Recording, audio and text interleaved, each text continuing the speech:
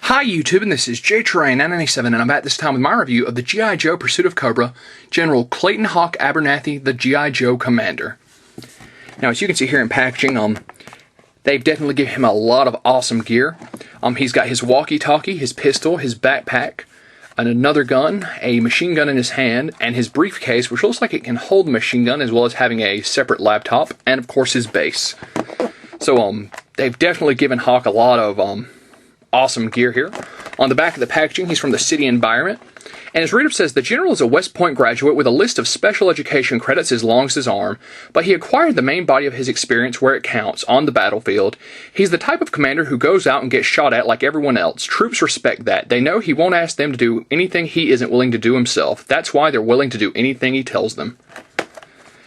So, a fantastic looking figure. Let's pull this bad boy out of the packaging. And here we have General Hawk out of packaging. Let's get a quick 360 of him. A very nice looking figure here. Now let's talk about his briefcase real quick.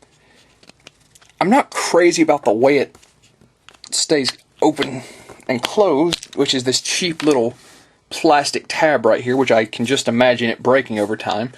As you can see, there is an extra little machine gun in here, which there's a little groove cut out that you can put it in. There's also a little screen that you flip up. It's on a simple little peg. You can pop that out if you don't want it. There's a lot of nice little details in there. And but once again, it is kind of irritating folding up. It feels honestly like a cheap accessory.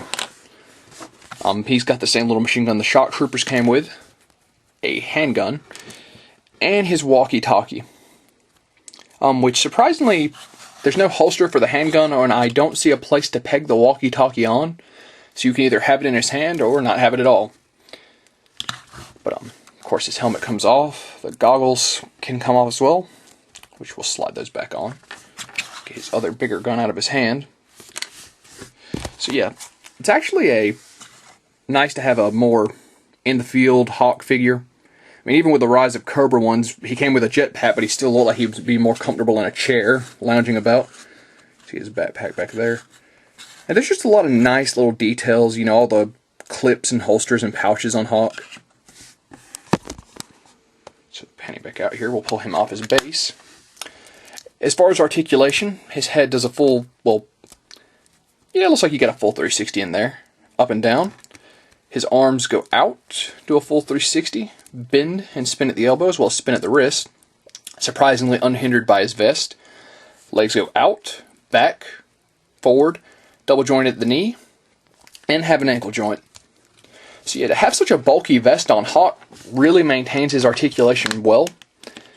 Now, once again, the Pursuit of Cobra line is getting a little more out there, at least these waves. If you find these guys in stores, I definitely recommend buying them offline. They're a little bit pricier than I think I would be comfortable paying. Personally, I just order them in sets. I'm not crazy about this briefcase, at least how it closes and opens and all that with that little cheap plastic tab. But at the same time, Hawk is a really solid figure. I'm definitely digging him.